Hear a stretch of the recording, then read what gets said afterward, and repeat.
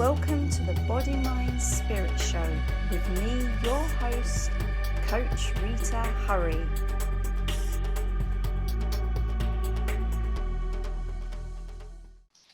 Hey everyone, welcome to the Body, Mind, Spirit Show with me, your host, Rita Hurry.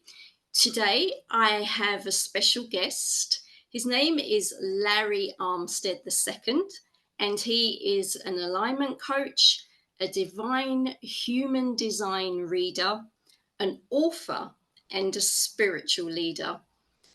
Larry, welcome to the show.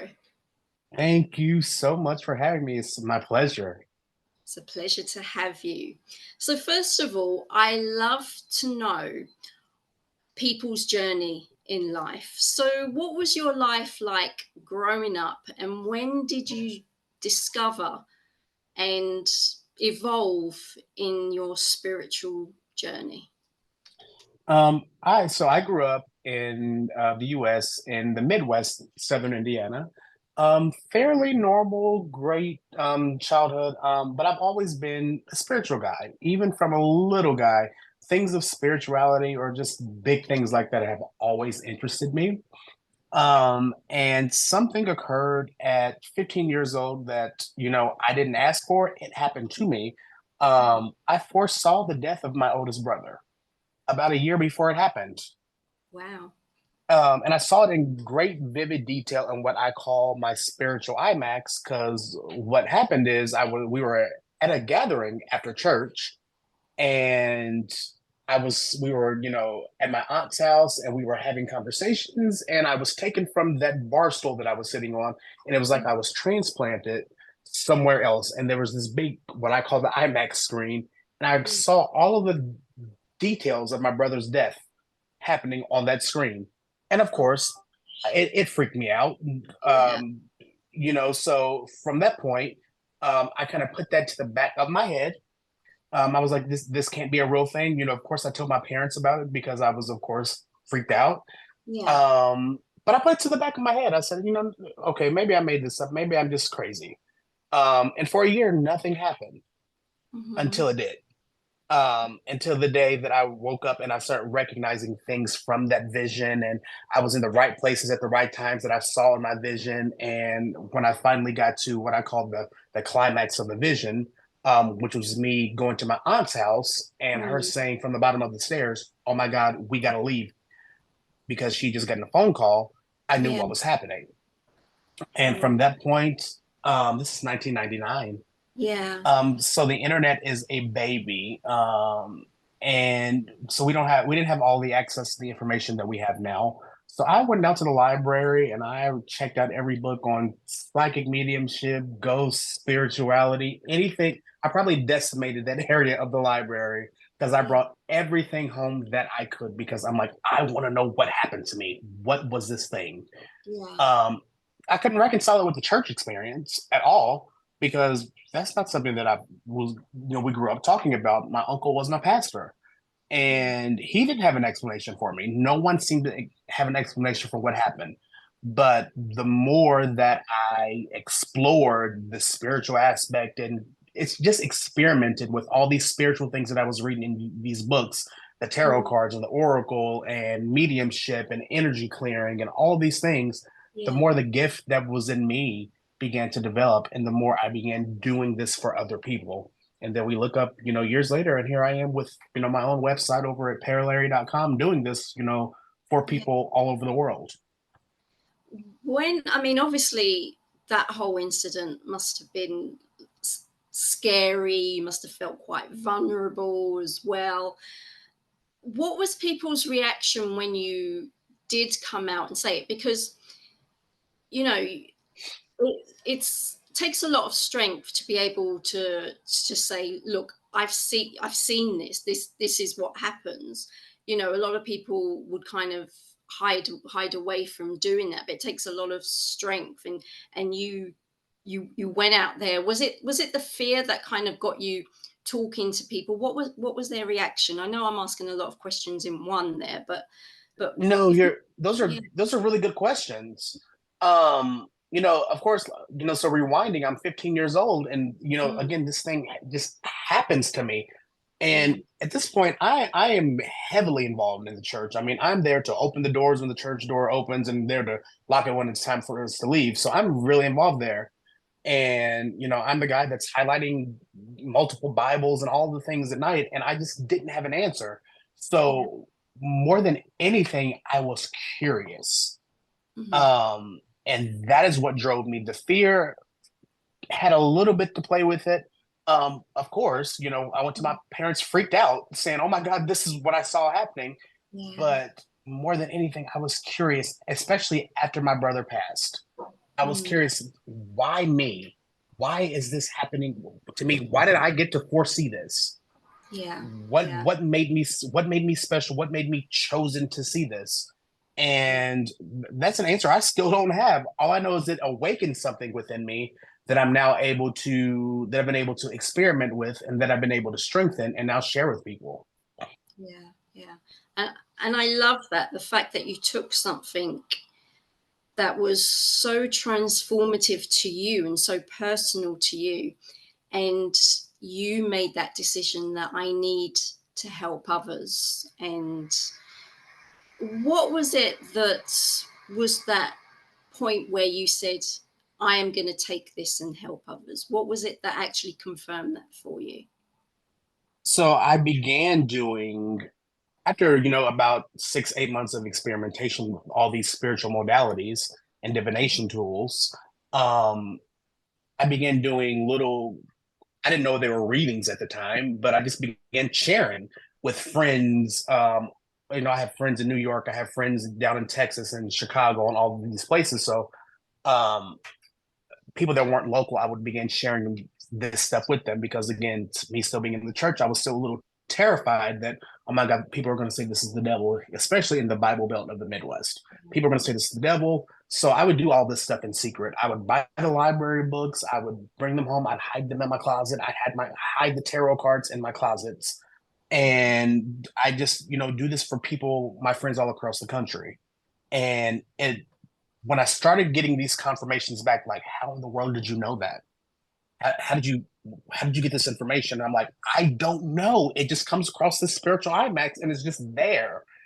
Yeah. And then it's when I finally met one of my really good friends that now lives in Texas. Um, I did a reading for her. We were sitting at her house, and a feather came floating down out of the just clear blue. And I said, "Hey, do you have any feather pillows, feather down comforters, anything?" She said, "No." And I was like, "Well, there's one that just flowed down." She was like, "Are you serious?" And I'm like, "Yeah, here it is." And I felt that vibration in my body, and I was like, "Oh, the spiritual IMAX thing is about to happen again." And I was like, "Do you care if I share with you what happens?" And she said, "Sure." And I was able to reveal to her, her grandfather was there, and I first it revealed some really gory stuff that happened because he took his own life. And Mm. I kind of came back in my body, and she was crying, and she was like, "How do you know this?" Because we just became really good friends. And Yeah. I was like, I don't know. I'm just sharing with you. I'm guessing this is resonant. Mm. And it was her that said, "Have you ever thought about doing this for other people?"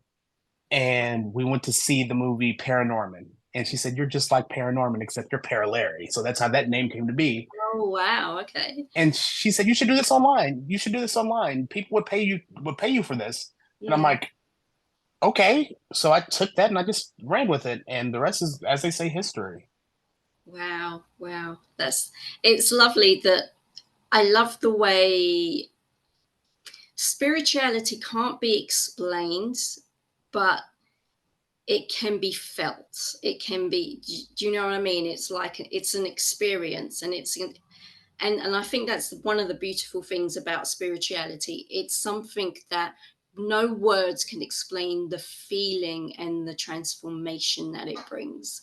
And Yeah. that's what your work brings. And it just sounds, from since we've just started talking, that this whole journey is like, it's not pinpoint, this is what happened, this is this, that's that. It's still got that underlying, who knows why, who knows why it's you, who knows why, but it just is, and you're following that path. Do you get that feeling? I mean, Yes, and Yeah. that's how I feel about it. I mean, I am Mm. still to this day, in fact, just this week, I'm still adding spiritual modalities because I there's this insatiable desire and thirst and hunger in it for me. Yeah. And now that I'm so far, in the rabbit hole, I want more. I want all that my nervous system can accept. Yeah. So I don't know why me. I don't know why I was chosen to see, the death of my brother. I don't know why Mm. have been able to do this for people all over the world. I have no idea, but I don't think it's a question for me to answer. Yeah. Um, I think it's just something for me to give to people. Yeah. To almost just walk in faith and just live out your purpose. Yeah, absolutely. Yeah. Yeah. Beautiful. So you also sing and write music, don't you? I do. I mean, would you ever consider using music to channel your message, or have you used music and lyrics to channel your message to other people? So I've used it in my poetry. I'm actually working on music and stuff now for the book I'll be writing. Each chapter is going to begin with a kind of a poem that I'm going to turn into a song, and that'll lead into everything. So it's all kind of going to be a full circle moment because before the spirituality thing, I always say the three things that I was brought into this planet knowing how to do was sing, Hmm. was right, and then the spirituality thing was, the thing I've always been curious about. So those are the three like core gifts that I've been walking around with. So I'm like, if I can blend those things, Yeah. I would love to. So yeah, it's actually in the works. Oh, wow. Okay. So there was a reason why I asked that question then. Absolutely, absolutely. So moving on to human design. Now I'm Yeah. curious about this. So exactly what is human design? So human design is called the science of differentiation or individuation. And it came through a vessel by the late Ra Uru, who's the founder of human design. He had an experience with what he calls the voice, that said, are you ready to work? And in this experience, he had all of the fluid drained from his body. He had an 8-day mystical experience where he was downloaded with all this information from the divine, from the mystical, that showed him that there were specific energy types, the way these specific energy types are supposed to move and interact and make decisions with the world, the way people show up in the world, how their energy actually interacts, how the auric field reacts with people and with other things. And it really shows you, it reveals to you or reintroduces you to yourself. There are things that you have probably done your entire life, ways that you've been your entire life, things people have said to you. And for me, when I first discovered it, I saw myself. I was in resistance to it for a while because I was like, I don't need another spiritual modality. But when I finally let it in and just looked at it, I was like, wow, this explains why I have been this way my entire life. This explains why I do this behavior my entire life. This explains all of this. It is like seeing the blueprint for your life or the map for your life right in front of you. It is like having an instruction manual for this is how you live your life. And that is how I explain it to people. Do you ever wish that life came with an instruction manual? Turns out it actually does. Okay, so because I know there's something like something that I've studied is like certain we're different energy types, and Yes. therefore that's why we are the way that we are in terms of our behavior, our personalities, and why we react certain ways. So is it similar to that, and is it something that you do a test? Because I know on your website you've got like an assessment that people can do, and would that give you an outline of what's your what is it called, what your human design is? I don't Yeah, know. well, yeah, it's basically what your design is. So if you go to my website, you plug in just a little bit of information. It is based on your birthday.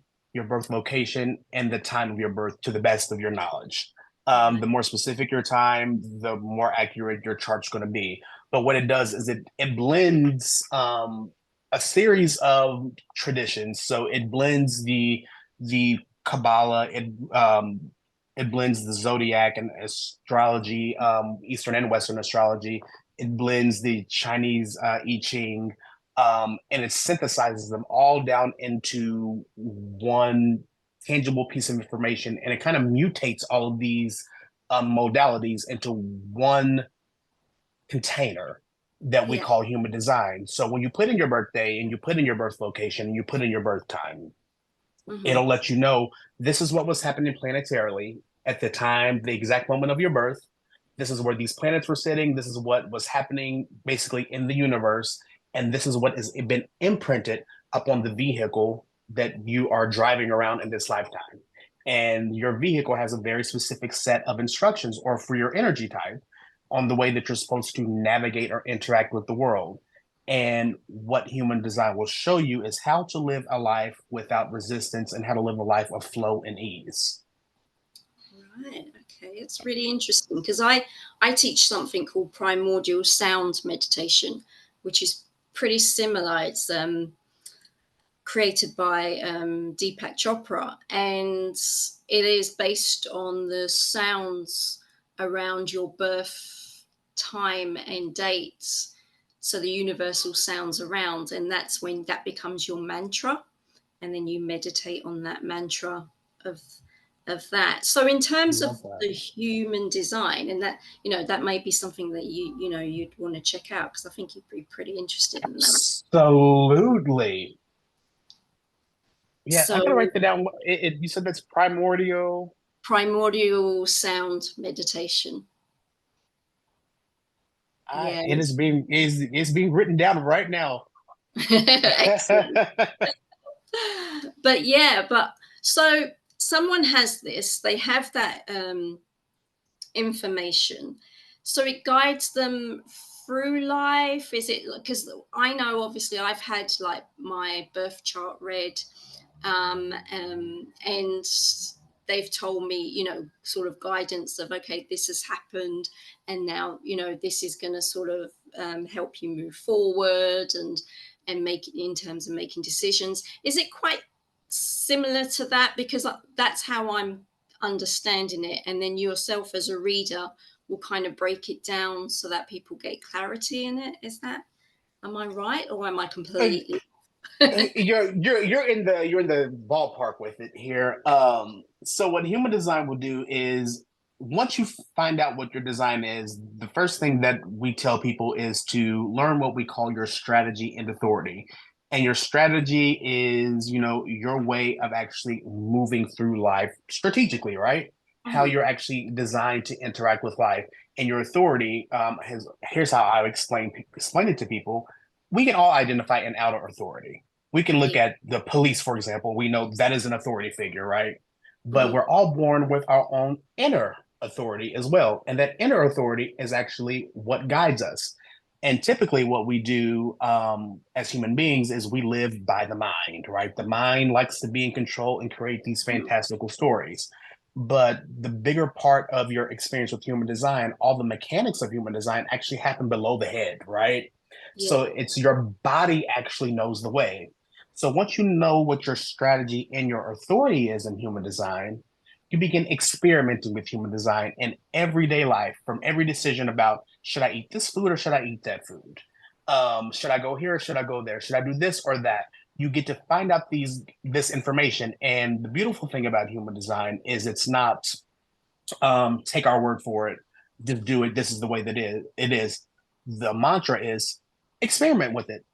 Don't take our word for it. Experiment it. See if it works. Run the experiment in your life Yeah. and just follow your strategy and authority in every choice or decision that pops up in your life. And what you will begin to see very quickly is the energy types have signature emotions of what we call the self and signature emotions of what we call the not self. So I'll use Mhm. myself for example. Yeah. In human design, I am what they call a manifesting generator, which means I am a multi-passionate person. I will have 50 different things going on at once. And I'm an energy type that is designed to actually skip steps. We go into things and we enter into things correctly, and we see what doesn't work. And we're like, oh, that step doesn't need to be there. That step doesn't need to be there. That step doesn't need to be there. And we'll skip those steps. Right. And we make things, more efficient.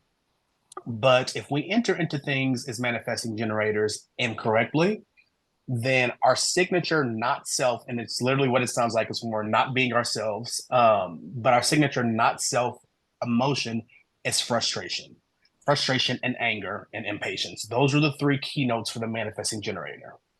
Right. And that is our clue that whatever it is we're doing, whatever it is we're interacting with or taking up on ourselves, is not in proper alignment for us. But when we are in proper alignment, the manifesting generator experiences satisfaction and peace. Yeah. And that lets us know we are on the right path.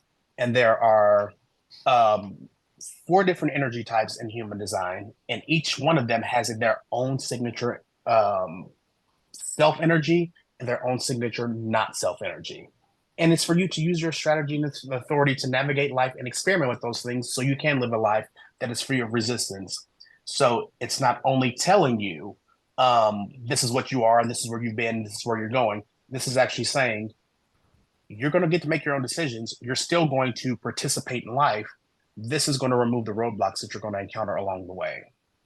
I love that. I love the clarity that comes through. It gives you the power. You're not giving away your power. You're actually back in control. You're in the driving seat of your life and which direction, but doing it with more knowledge, then you're not going in blind, which is, Absolutely.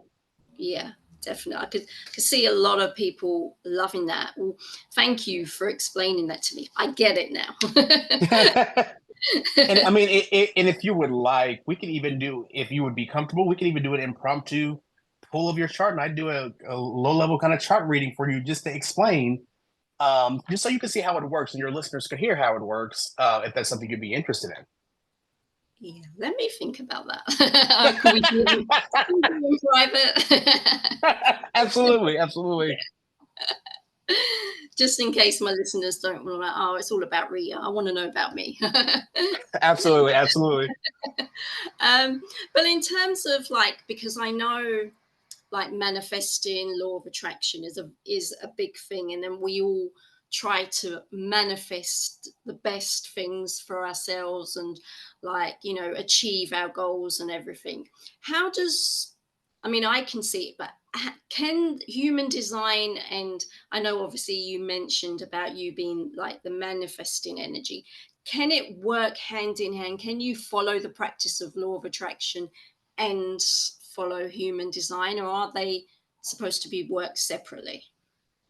So gonna open up a can of worms. So for any traditionalist human design person listening to this, cover your ears because I have a little heretical stuff in me.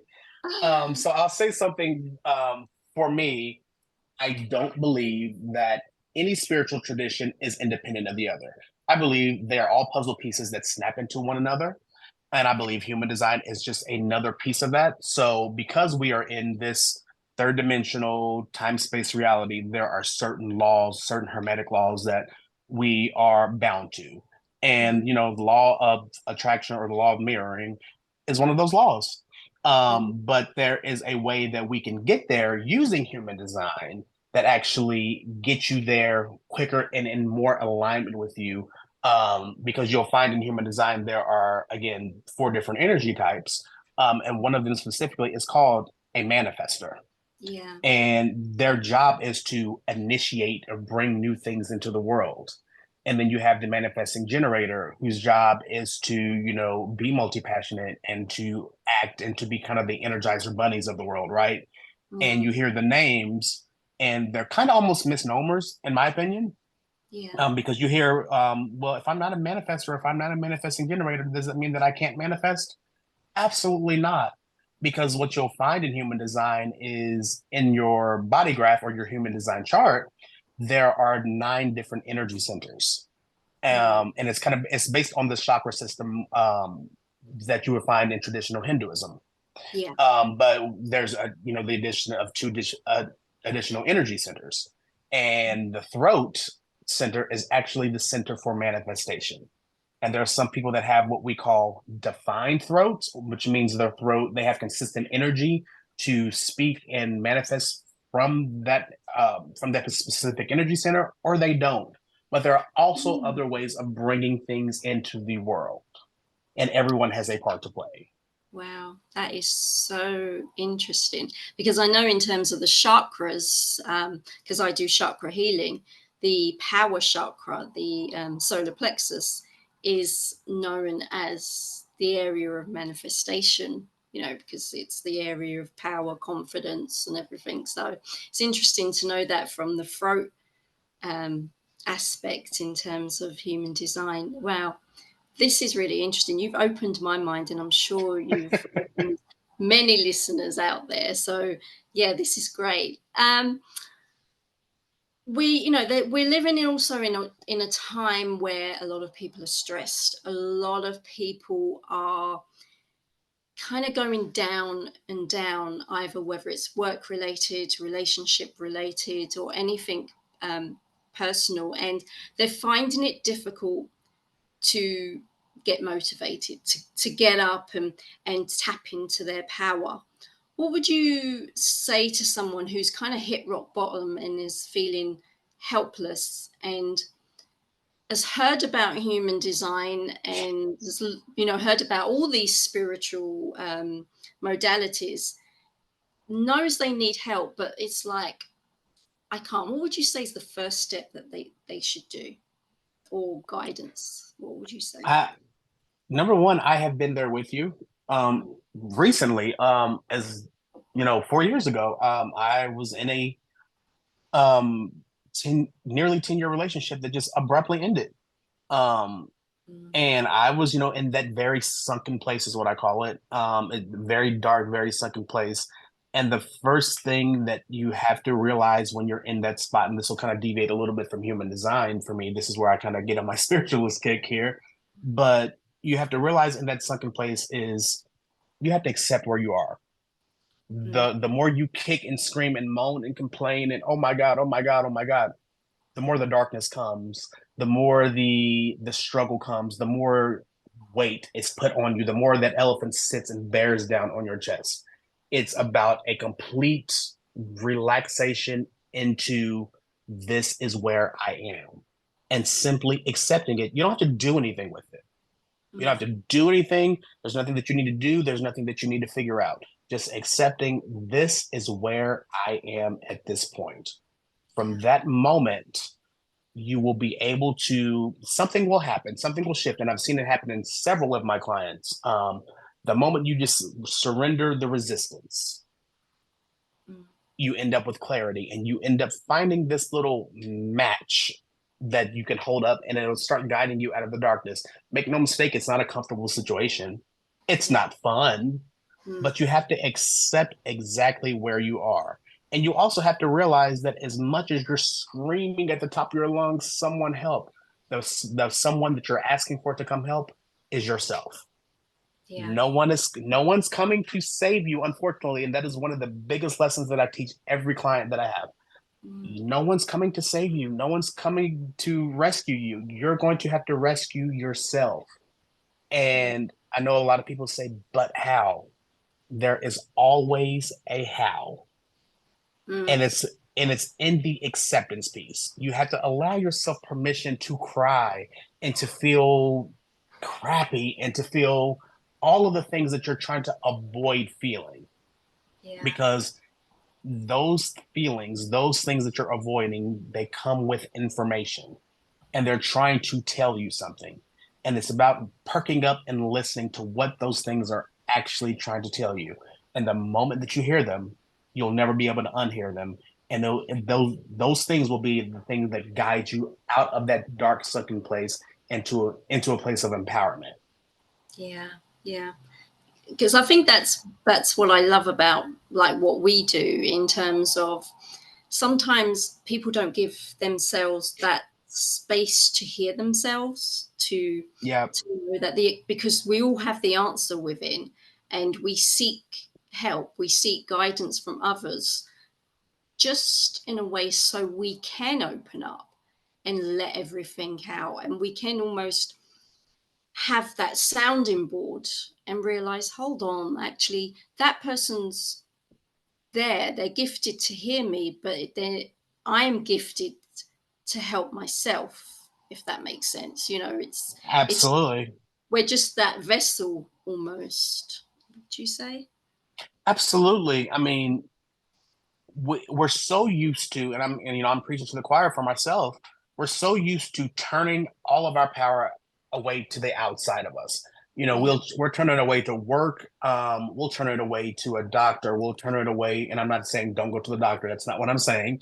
Mm. But we'll turn it away to work. We'll turn it away to a doctor. We'll turn it away to a parent or to a lover or to our kids or to this or that. And then you end up in life and you look up and you feel completely disempowered and you feel defenseless and you feel powerless and you feel helpless.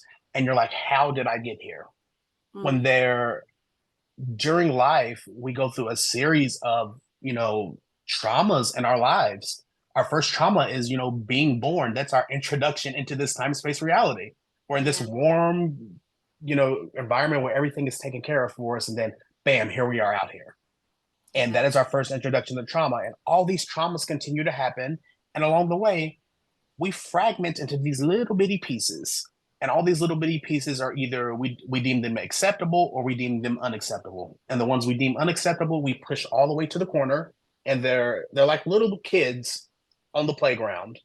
They see all this new shiny stuff on the playground, stuff that's never been played on before, and they want to go play. But because we told them, no, you're not acceptable, you can't go do that, stay over there, we're going to present the parts that we believe are acceptable. Mm. That is when the trouble comes, and that's when you have all these memes kind of popping up. The one that I see all the time is, check on your strong friends. Well, Mm. the strength is probably inauthentic Yeah.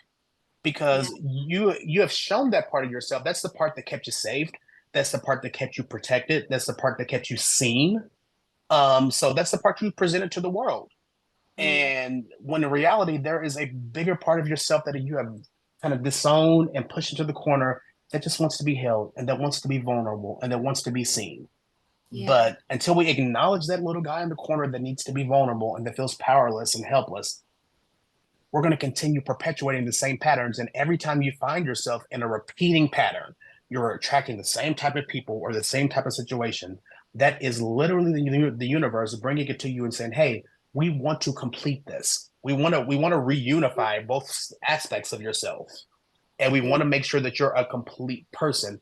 But every time we miss it, we got to go back through the cycle again. So why do you keep dating the same person? Yeah. Because every time you date the same person, the universe is trying to say to you, what did you do last time that you didn't do this time?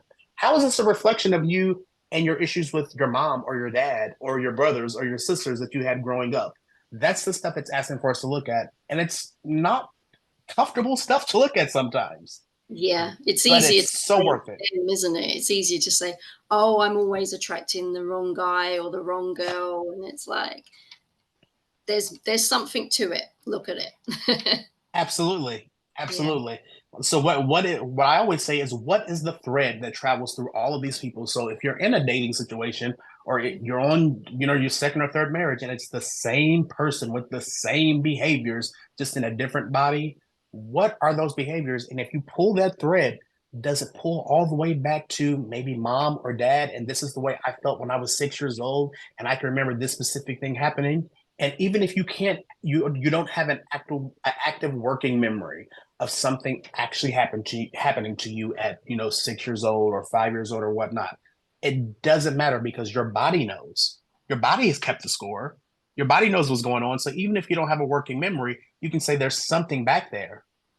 And Mm. then that's where practitioners like myself and yourself come into play, Mm. where we're able to help you get back to those places to uncover those things in a safe manner with Yeah. someone that you trust so you can begin to bring those things to the surface so you can heal them. Yeah. Exactly. Love that. So you have a book, Where's My Pizza? Love the title. So what is it about? Where's my pizza? Where's my pizza is actually it's being republished right now with journaling pages and all that stuff. So keep an eye out for that. But Where's My Pizza is a book about using the power of expectation to create the life that you always want. Right. Um, so in a meditation one night, I heard very clearly in life, you don't get what you want, you get what you expect. So if Mm, you wake up and you expect that, oh my God, I'm going to go to a place that I hate for work and work's going to be awful and da da da da da. Because you have expected that, you're going to run into exactly what you expect. So it is simply the law of attraction, kind of, I say, on steroids a little bit. Because what you expect expects you as well. love that. So you're sending out all these energetic RSVPs.